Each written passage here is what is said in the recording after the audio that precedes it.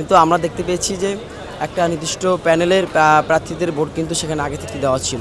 যখন বিষয়টা আমার সামনে ধরা পড়ে তখন আমি সাথে সাথে নির্বাচন কমিশনকে বিষয়টি অবগত করি যে আপনারা বলেছেন যে এটা একবারে নতুন একটা ব্যালট পেপার যেটা আপনারা মাত্রই খুলেছেন এবং এই পেপারই ভোট হবে, তাহলে এই খাম থেকে কীভাবে একটা প্যানেলের অন্যান্য প্রার্থীদের বাকি প্রার্থীদের কীভাবে ভোটগুলো আগে থেকে দেওয়া হয়ে গেল।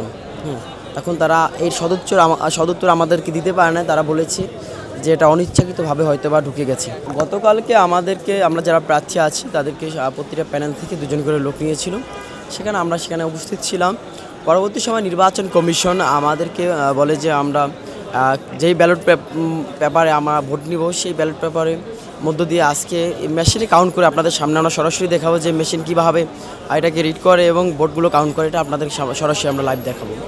এজন্য তারা প্রথমে আমাদেরকে নতুন একটা খাম থেকে 30টা ব্যালট পেপার আমাদেরকে দেয়, বলে যে এটা একবারে নতুন। যেহেতু নতুন একটা ব্যালট পেপার খাম থেকে বের করা হয়েছিল সবগুলো পেপার, তো সেহেতু ওই ব্যালট পেপারের মধ্যে কোনো একটা নির্দিষ্ট প্যানেলের প্রার্থীদের ভোট দেওয়ার তো কোনো কথাই ছিল না। কিন্তু আমরা দেখতে পেয়েছি যে একটা নির্দিষ্ট প্যানেলের প্রার্থীদের ভোট কিন্তু সেখানে আগে থেকে দেওয়া ছিল। যখন বিষয়টা আমার সামনে ধরা পড়ে তখন আমি সাথে সাথে নির্বাচন কমিশনকে বিষয়টি অবগত করি যে আপনারা বলেছেন যে এটা একবারে নতুন একটা ব্যালট পেপার যেটা আপনারা মাত্রই খুলেছেন এবং এই পেপারই ভোট হবে, তাহলে এই খাম থেকে কীভাবে একটা প্যানেলের অন্যান্য বাকি প্রার্থীদের কীভাবে ভোটগুলো আগে থেকে দেওয়া হয়ে গেল। তখন তারা এই সদুত্তর আমাদেরকে দিতে পারে না। তারা বলেছে যে এটা অনিচ্ছাকৃতভাবে হয়তো বা ঢুকে গেছে।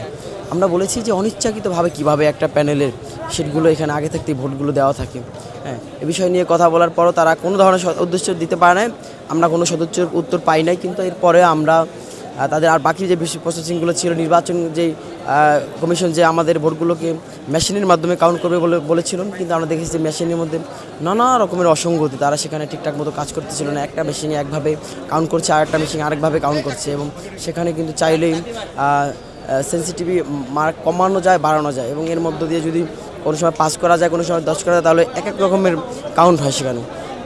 তো আমরা বলেছি যে আপনারা ধরেন 2000 অথবা 3000 ভোট কাউন্ট করার পরে তারপরে আপনারা যে মেশিনের যে কাউন্ট সেটা চেঞ্জ করে দেবেন কি না, এই নিশ্চয়তা কী? কারণ আমরা তো তখনই দেখেছি, বারবার বলেছি, কিন্তু তারা আমাদের সেই সদুত্তর দিতে পারে না। এবং এই যে নির্বাচন কমিশন যাদেরকে নিয়ে আসছে, ওএমআর মেশিন যারা আমাদের ভোটগুলো কাউন্ট করবে, সেই মেশিনের অপারেটরগুলো ওনারা রাজশাহী বিশ্ববিদ্যালয়ে নাকি নির্বাচন করেছে। সেই নির্বাচনে তারা বলেছে যে মেশিনে ভোট কাউন্ট করতে গেলে 2% মতো অসঙ্গতি হয়।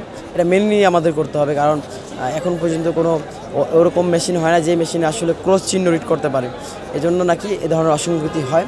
আমরা জানি যে রাজশাহী বিশ্ববিদ্যালয়ে যে নির্বাচন হয়েছে সেই নির্বাচনে কিন্তু অনেক ধরনের কারচুপির অভিযোগও রয়েছে।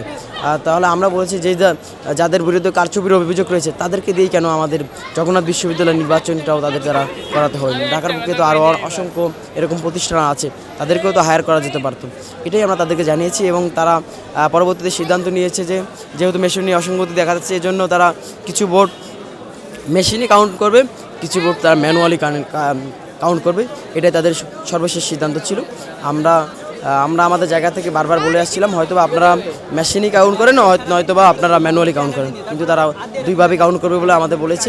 এটাই ছিল গতকালকের সর্বশেষ আপডেট। আমি যদি বলতে চাই, নির্দিষ্ট প্রার্থীরা হলো তারা নির্দিষ্ট প্যানেল, তারা যারা ইসলামী ছাত্র শিবির সমর্থিত অদম্য জবিয়ান প্যানেল, তাদের ভোটগুলোই আগে থেকে দেওয়া ছিল।